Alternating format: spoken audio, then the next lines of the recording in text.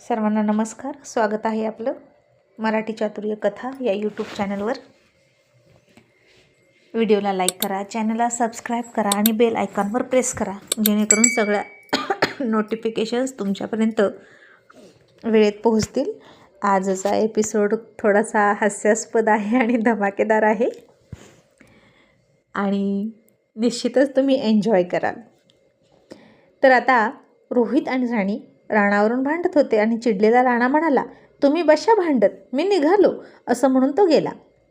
आणि राणीच्याही आधी रोहित खाली गेला. त्यानं राणाला गाडीत बसवलं आणि त्याला स्कूलमध्ये सोडायला निघाला. हे सगळं पाठीमागे धावत येऊन राणीनं बघितलं, पण ती आता रोहितला थांबवू नाही शकली आणि ती फार फार चिडली आणि म्हणाली, यांनी माझा मुलगा पळवला का? आता मी यांच्यावर पोलिसात जाऊन केस करणार. राणी, आता जर तू गप्प बसली ना तर यांची दादागिरी वाढत जाईल आणि यानंतर मात्र ते माझं कधीच ऐकणार नाहीत. आणि बोल बोल म्हणता कधी राणाला तुझ्या डोळ्यासमोरून त्यांच्या बाजूने करून घेतील हे सुद्धा तुला कळणार नाही राणी, असं म्हणून राणीनं आता रोहित विरोधात ॲक्शन घ्यायचं ठरवलं. आता राणा गाडीमध्ये हाताची घडी घालून त्याचे गोरे गोरे गाल फुगवून बसला होता आणि रोहितने आता आरशातून मागं बघितलं तर राणी आता दिसत नव्हती. तिला खूप पाठीमागं सोडली होती आणि त्यानं राणाकडं बघितलं आणि त्याच्या डोक्यावर हात ठेवला आणि म्हणाला, काय झालं चॅम्प, बोल ना माझ्याशी. आणि राणा म्हणाला, मला नाही तुमच्याशी बोलायचं फ्रेंड. रोहित म्हणाला, का रे, तुला राग आला का? मी तुला असं उचलून आणलं म्हणून? राणा म्हणाला, नाही, त्यामुळे नाही राग आला मला तुमचा. तुम्ही आईशी का भांडता सतत? माझ्या मित्रांचे सुद्धा आई बाबा आहेत, तर ते किती छान असतात, हॅप्पी असतात. दर संडेला ते आई बाबासोबत फिरायला जातात, शॉपिंगला जातात. मला असलो काहीच नको, पण तुम्ही भांडू तरी नका, असा शहाणा राणा म्हणाला. मी तुमच्याकडून काही मागत नाही, पण तुम्ही भांडू नका. आणि रोहित आता एक खडा टाकत त्याचा अंदाज घेत म्हणाला, मी काय म्हणतो राणा, मी सुद्धा नाही भांडत तुझ्या आईसोबत, पण तू माझ्याकडे येशील का? तिला सोडून तू माझ्याकडे ये आणि म्हणायचं की माझी आई माझ्याकडे लक्ष देत नाही, मला फिरायला घेऊन जात नाही, मला शॉपिंगला घेऊन जात नाही, असं म्हणशील का रे राणा तू जर असं म्हणालास ना तर मी तुला सगळं देईन. आणि राणा म्हणाला, पण मी असं का म्हणायचं, माझी आई तर खूप चांगली आहे आणि तुम्ही मला असं का शिकवता आईच्या विरोधात बोलायला? आई मला सगळं देते, गार्डनमध्ये सुद्धा नेते, तुम्ही असं बोलू नका. पण आता तुम्ही माझे वडील आहात तर माझ्या आईला त्रास देऊ नका.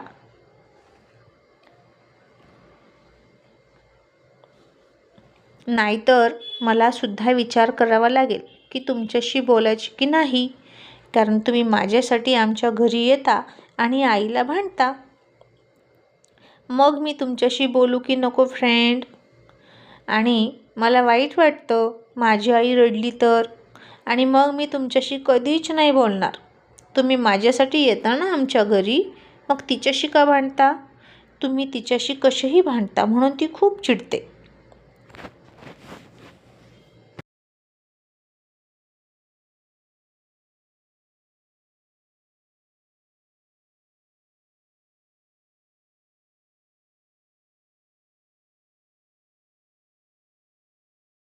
आणि त्याचं बोलणं ऐकून रोहित म्हणाला, किती मातृभक्त आहेस रे तू, तिने पक्का तुला तिच्यासारखं करून घेतला आहे, एक शब्द ऐकून घेत नाही. बरं चल असू दे.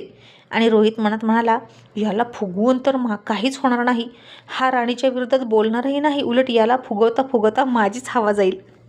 आणि रोहितने आता आणखीन विचारलं की राणा, ते तुझे दुसरे वडील तुझ्यावर प्रेम करतात का रे? आणि राणा काहीच न कळून म्हणाला, कोण? माझे वडील तर तुम्ही आहात ना, असं तुम्हीच म्हणालात. आणि रोहित म्हणाला, मी नाही रे, तो सतत तुझ्या घरी येतो तो मनोज. आणि राणा म्हणाला, ते तर अंकल आहेत. आणि रोहित थोडा विचार करून म्हणाला, अंकल? आणि राणा म्हणाला, हो अंकल आहेत. आणि आता छोटा राणा तर खरं बोलून गेला. आणि पण या उलट्या खोपडीच्या रोहित कुमारांनी असा विचार केला की कदाचित राणाला काय कळतं आहे आता, हिनं तर माझ्यासारख्या हुशार आणि इतक्या मोठ्या माणसाला सुद्धा उल्लू बनवलं. मित्र मित्र म्हणत होती आणि त्याच्यासोबत अफेअर करत होती. मग तसंच राणाला सुद्धा तो अंकल आहे म्हणून उल्लू बनवत असणार. आणि तो तर तिचा नवराच आहे. आणि त्याला बाबा वगैरे म्हण असं शिकवलं नसेल अजून, कारण अशा भरपूर बायका असतात. मानलेले भाऊ, जोडलेले भाऊ, फ्रेंड, काका असं म्हणून अनेकांना घरी बोलवतात आणि आपल्या मुलांसमोर त्यांना वेगळ्याच नावाने हाक मारतात. सासरच्या समोरसुद्धा वेगळ्या नावानं हाक मारतात. आणि कोणीही नसताना प्रत्यक्षात मात्र त्यांच्यासोबत वेगळंच नातं असतं. कलियुग आहे रोहित, घोर कलियुग असं म्हणून रोहितनं डोकं झटकलं. इतक्यात राणाची स्कूलसुद्धा आली. मग राणा उतरला आणि म्हणाला, फ्रेंड तुम्ही मला घ्यायला येणार ना? आणि रोहित हसून म्हणाला, हो, आता मीच तुला आणला ना तर मीच तुला घ्यायला येणार. राणा म्हणाला, बघा बरं का, उशीर करू नका. रोहित म्हणाला, नाही रे, आणि जर उशीर झाला ना तर इथे या गार्डनमध्ये बस, मी नक्की येतो. असं म्हणून रोहित आता त्याच्या कामाला निघून गेला. राणी मात्र त्याच्यावर फार चिडली होती आणि ती सरळ पोलीस स्टेशनमध्ये गेली आणि म्हणाली, माझा मुलगा कुणीतरी पळवला आहे, मला त्याच्या विरोधात केस दाखल करायची आहे. आणि इन्स्पेक्टर म्हणाले, अच्छा, कधी पळवला आहे तुमचा मुलगा? आणि राणी म्हणाली, आत्ता, अर्ध्या तासापूर्वी. पोलीस म्हणाले, बरं, मग तुम्ही सांगू शकता का तो किडनॅपर कोण आहे? तुम्ही त्याला ओळखता का? तो कसा दिसतो? आणि राणी म्हणाली, हो, चांगलंच ओळखते मी त्यांना. आणि असा तसा गुंडासारखा नाही दिसत, चांगला हँडसम आहे. चेहऱ्यावरून तर असं कोणालाही वाटणार नाही की तो किडनॅपर आहे. चेहऱ्यावर एक असतं आणि आतून एक असतं या माणसाच्या. आणि इन्स्पेक्टर म्हणाले, अच्छा, म्हणजे ओळखीतलाच किडनॅपर आहे तर. मग मॅडम, त्याची तुमच्यासोबत काही दुश्मनी आहे का हो? जुनं काहीतरी नक्कीच देणं घेणं असावं, म्हणून तो असा वागला का? राणी म्हणाली, हो, ते तर आहेच, आमचं जुनं भांडण आहे. पण आता ते माझ्या मुलाला जबरदस्ती घेऊन गेलेले आहेत, तर तुम्ही त्यांना अटक करा आणि त्यांना समज द्या. त्यांनी पुन्हा माझ्या मुलाकडे डोळे वर करून बघता कामा नये. आणि इन्स्पेक्टर म्हणाले, बरं, सांगा, काय नाव आहे त्या किडनॅपरचं? आणि राणी म्हणाली, रोहित सूर्यवंशी, आमदार रोहित सूर्यवंशी. आता हे नाव ऐकलं तसं इन्स्पेक्टर चकित झाले आणि खुर्चीतून उभाच राहिले आणि धक्का बसून म्हणाले, काय, आमदार रोहित सूर्यवंशी? तशी राणी म्हणाली, बघा, तुम्हालाही धक्का बसला की नाही? अहो, जनतेचे सेवक म्हणवतात स्वतःला आणि जनतेला त्रास देतात. असेच असतात हे राजकारणी. तुम्ही माझी केस लिहून घ्या हो. आणि ते इन्स्पेक्टर म्हणाले, ओ मॅडम, तुम्हाला काही वेळ लागले का? आता त्यांनी आमदारकी सोडून मुलं पळवण्याचा धंदा सुरू केला आहे असं म्हणायचं आहे की काय तुम्हाला? अहो, तुम्ही कुणाविरोधात केस देता हे कळतंय का तुम्हाला?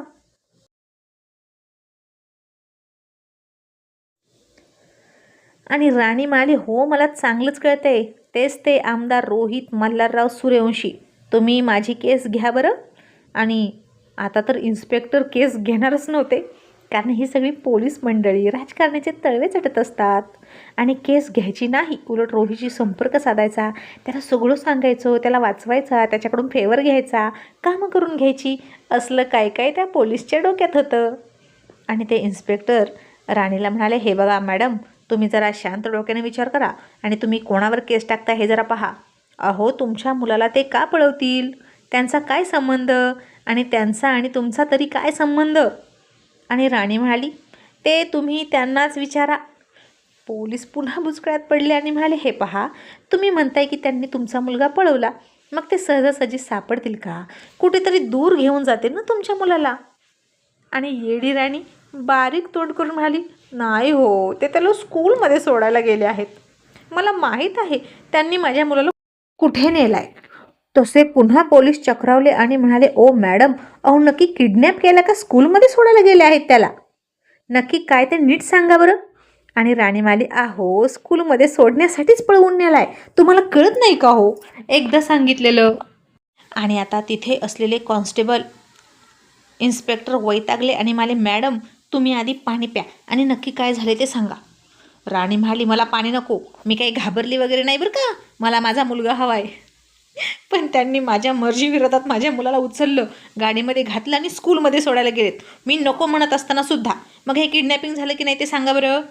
आणि आता पोलिसांनी डोक्यावर हात मारला आणि म्हणाले, मॅडम अहो हे किडनॅपिंगमध्ये नाही बसत हो, आणि तसंही 24 तासाच्या आत आम्ही केस नाही घेत मिसिंगची.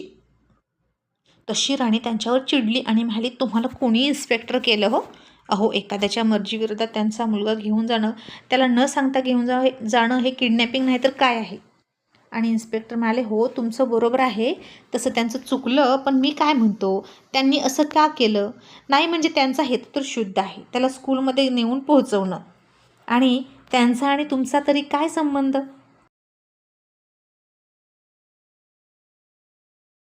आणि राणी म्हणाली, हा घ्या त्यांचा नंबर आणि तुम्हीच विचारा, आणि त्यांना म्हणावं इथे या पोलीस स्टेशनमध्ये हजर व्हायला, नाहीतर मी तुमच्या वरच्या साहेबांकडे जाईन. आणि आता त्या इन्स्पेक्टरने तिच्याकडून रोहितचा नंबर घेतला, त्याला फोन केला, आणि रोहितसुद्धा नुकताच गाडीत बसून निघाला होता. आणि इन्स्पेक्टर म्हणाले, हॅलो सूर्यवंशी साहेब. रोहित म्हणाला, येस कोण बोलत आहे? इन्स्पेक्टर म्हणाले, साहेब मी इन्स्पेक्टर बोलतो आहे अमुक अमुक पोलीस स्टेशनमधून, आणि तुमच्या विरोधात एका मुलाच्या किडनॅपिंगची केस केली आहे, आणि आता तुम्ही कुठे आहात ते सांगू शकता का प्लीज? आता रोहित पुन्हा चक्रावला आणि म्हणाला, काय मी आणि एका मुलाला किडनॅप केलं? कोण आहे केस करणार? काय डोक्यावर पडलेत की काय? आणि आता इन्स्पेक्टरनं मोबाईलवर हात ठेवला आणि राणीला म्हणाला, ओ मॅडम तुमचं काय नाव? तशी राणी ठसक्यात म्हणाली, राणी मोरे. आणि हे सुद्धा मोबाईलमधून रोहितनं ऐकलं आणि डोक्यावर हात मारून घेत म्हणाला, अरे देवा, आता ही मूर्ख मुलगी माझ्यावर केस करायला गेली की काय? हिची इतकी मजल गेली का? खरंच राणी अशक्य आहे आणि हॉरिबल आहे. आता हिला काय गरज होती तिकडं जायची आणि तमाशा करायची? आणि रोहित इन्स्पेक्टरला म्हणाला, इन्स्पेक्टर मी इमिजिएटली येतो आहे, तिला तिथंच थांबवा. आणि इन्स्पेक्टर म्हणाले, हो. आणि ते राणीला म्हणाले, मॅडम तुम्ही इथंच थांबा, तुमच्या मुलाचा किडनॅपर इथं येतो आहे, आणि तुम्ही काय घेणार, चहा की कॉफी? आणि राणी हाताची घडी घालून म्हणाली, किडनॅपर. तसे इन्स्पेक्टर चक्रावले आणि म्हणाले, बाप रे, ही नक्कीच पोहोचलेली आहे, आमदारांना सुद्धा घाबरत नाही, सरळ केस करायला आली. आणि इन्स्पेक्टर म्हणाले, हो मॅडम ते येतात बरं का. आणि राणीला वाटलं, बरं झालं तो येतोय तर आता पोलिसांसमोर त्याला चांगलीच धमकी द्यायची, म्हणजे तो पुन्हा आपल्या नादी लागणार नाही, रात्री अपरात्री दरवाजा वाजवायला येणार नाही, राणाला सुद्धा भेटणार नाही, नाहीतर असाच एक दिवशी तो राणाला घेईल आणि त्याच्या घरी घेऊन जाईल, मग मी काय करू? आणि आता काही वेळातच रोहित तिथं आला. राणीनं लगेच हाताची घडी घातली आणि त्याच्याकडे नाक फुगवून बघितलं, आणि रोहितनं सुद्धा तिच्याकडे थोडं रागात बघितलं. तसे इन्स्पेक्टर पळतच पुढे आले, रोहितला खुर्ची देत म्हणाले, या ना साहेब, या बसा, असं म्हणून त्याला अदबीनं खुर्ची दिली. आणि राणी त्या इन्स्पेक्टरवर चिडली आणि म्हणाली, मी इथं पाठीमागच्या 20 मिनिटांपासून आहे, तर तुम्ही मला नाही बसायला खुर्ची दिली, यांना कशी लगेच खुर्ची दिली? तुम्ही राजकारण्यांचे सपोर्टर आहात असं मी समजू का? आणि इन्स्पेक्टर म्हणाले, अहो मॅडम तुम्हाला चहा कॉफी तरी विचारली होती की नाही मी? आणि भांडकुदळ राणी म्हणाली, नुसती चहा कॉफी विचारली, आल्या आल्या खुर्ची बसायला दिली का यांच्यासारखी ते आधी सांगा. आणि अरे देवा, या राणीला काय करावं ते कोणालाच कळेना. आणि दुसरे कॉन्स्टेबल जे थोडे सिनियर होते वयानंसुद्धा आणि मानानंसुद्धा, ते म्हणाले, आहो तुम्ही काय मिसेस आमदार आहात का म्हणून तुम्हाला खुर्ची द्यायची? ते आमदार आहेत म्हणून खुर्ची दिली, आणि तुम्ही सामान्य जनता आहात. तशी ते सामान्य जनता नाही, ते आपले प्रतिनिधी आहेत, लीडर आहेत, आणि ते विधानसभेत बसतात, समजलं? तिथं त्यांची सीट आहे. आणि आता राणीच्या इथे इथे तोंडापर्यंत गळ्यापर्यंत आणि अगदी जिभेवर आलं होतं म्हणायचं की हो हो हो मी मिसेस आमदार आहे, पण ती गप्प बसली पुन्हा एकदा आणि खूप खूप तोंड वाकडं केलं.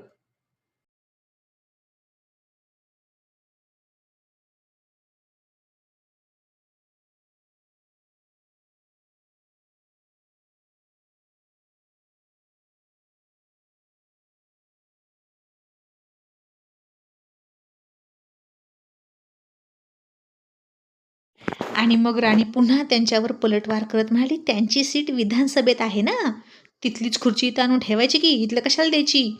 आणि रोहित तिची बडबड ऐकून म्हणाला, तुझी फालतूगिरी बंद कर गं, आणि इथे काय आलीस ते सांग. आणि राणी म्हणाली, बघा इन्स्पेक्टर, बघा यांची भाषा, हे नेहमी असेच आमच्यावर अरेरावी करतात, आणि आता तुम्ही माझी केस घेणार आहात की नाही ते सांगा. आणि आता इथं तर राणीची अरेरावी दिसत होती बरं का. आणि फक्त इतकंच नाही, तर हे कधीही माझ्या घरी येतात, माझे मिस्टर इथे नसतात, मी आणि माझा मुलगा आम्ही दोघेच असतो आणि हे रात्री अपरात्री येतात आणि माझा दरवाजा वाजवतात आणि मला यांच्यापासून भीती वाटते. रोहितनं आता तिच्याकडे चिडून बघितलं आणि म्हणाला, अच्छा, आता तुला माझी भीती वाटते का? आणि राणी म्हणाली, हो, वाटते मला तुमची भीती, म्हणूनच तुमच्यापासून पळून आले होते रानापोटात असताना. माहीत नाही तुम्ही कधी शस्त्र उचलाल आणि आमच्या अंगावर मारेकरी घालाल. आणि इन्स्पेक्टर, तुम्ही यांना तंबी द्या आणि माझी केस लिहून घ्या. पण आता इन्स्पेक्टर पेन उचलतच नव्हते आणि राणी म्हणाली, तुम्ही जनतेचे सेवक आहात की राजकारण्यांचे? म्हणजे तुम्हाला सामान्य जनतेचं काही पडलंच नाही का इन्स्पेक्टर? तुम्ही माझी केस लिहून घेणार की नाही ते सांगा. आता इन्स्पेक्टर कोड्यात पडले. त्यांनी रोहितकडे बघितलं आणि आता तुम्हीच मार्ग सांगा असं नजरेनं खुणवलं. आणि आता रोहितच तिला म्हणाला, काय गं, तक्रार आहे तुझी आणि कशासाठी तू माझ्याकडे तक्रार करशील? ज्या मुलाला मी स्कूलमध्ये सोडायला घेऊन गेलो ना, तो माझाही मुलगा आहे, समजलं का? आणि रात्री अपरात्री मी तुझा दरवाजा वाजवतो ते फक्त माझ्या मुलासाठी. बाकी मी तुला कधीच टच केला का? कधी तुझ्याशी असभ्य वर्तन केलं का? कधी तुझ्या बेडरूममध्ये घुसलो काय? काय केलंय काय मी? आणि यातलं एक जरी गोष्ट मी केली असेल ना, तर आत्ताच्या आत्ता बोल.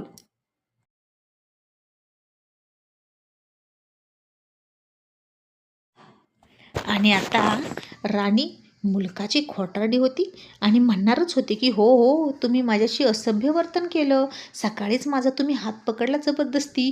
आणि ती तोंड उघडणार इतक्यात ती खोटारडी आहे हे ओळखलेला रोहित म्हणाला, बोल बोल, पण राणाची शपथ घेऊन बोल.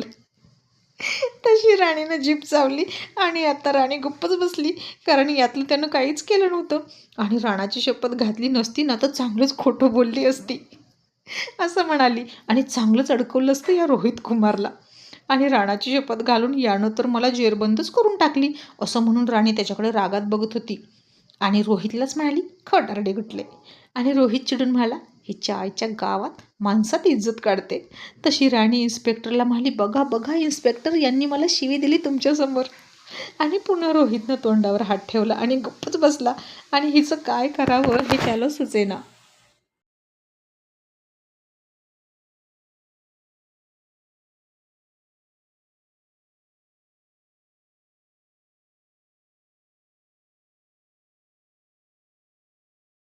आणि तरीही राणी म्हणाली, यांनी माझा हात वगैरे धरला असं काय नाही केलं, पण मला धमक्या देतात आणि असं कोणालाही उठसूट धमकी देणं योग्य नाही.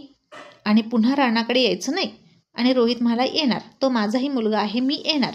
राणी म्हणाली, हो, पण ते कोर्टानं सांगू द्या ना, कोर्टानं ऑर्डर दिल्यानंतर या. आणि रोहित म्हणाला, तेच ते, तुला जर कोर्टाकडून ऑर्डर आणून मला थांबवायचं असेल तर तू आधी कोर्टात जा. आणि जेव्हा मला ते कोर्ट म्हणेल ना की जाऊ नका तुम्ही तुमच्या मुलाला भेटायला, तेव्हा मी येणारच नाही. मग आता मला अडवण्यासाठी तू कोर्टामध्ये झेप घे.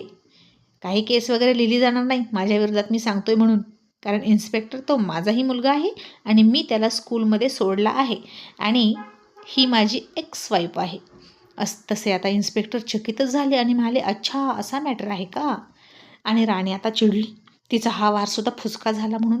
आणि सगळेच पोलीस असेच तळवे चाटतात राजकारण्यांचे, तिला माहीत होतं. रोहितने त्या इन्स्पेक्टरच्या हातात हात दिला आणि हसून तिथून बाहेर आला. राणी रिक्षाची वाट बघत उभा राहिली होती. रोहित आता तिथून त्याच्या गाडीत बसून रुबाबात निघून गेला आणि पुन्हा त्याच्या कामात गुंतला. राणी तिच्या ऑफिसला निघून गेली. दिवसभर तिला खूप राग आला तो रोहितचा.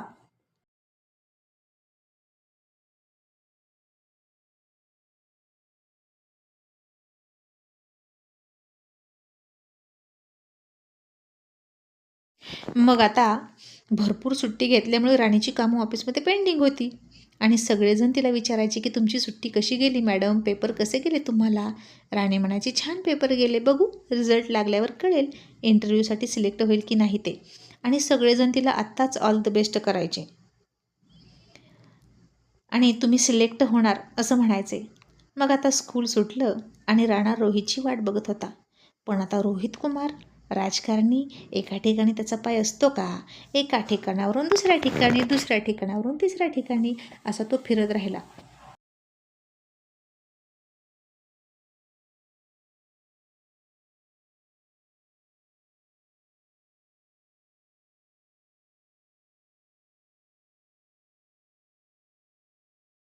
आता गावाकडून सुद्धा आणि पूर्ण राज्यभरातून सगळीकडे त्याच्या पक्षाचं काम चालायचं, नियोजन प्लॅनिंग असायचं. त्याला दौरे करावे लागणार होते आणि इकडून तिकडून आला तरी आता तो घरी रिलॅक्स व्हायला न जाता मुंबईतच येणार.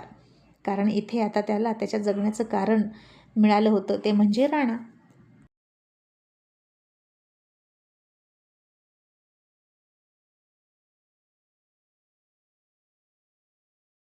आणि आता तो दिवसभर त्याच्या कामात गुंतला.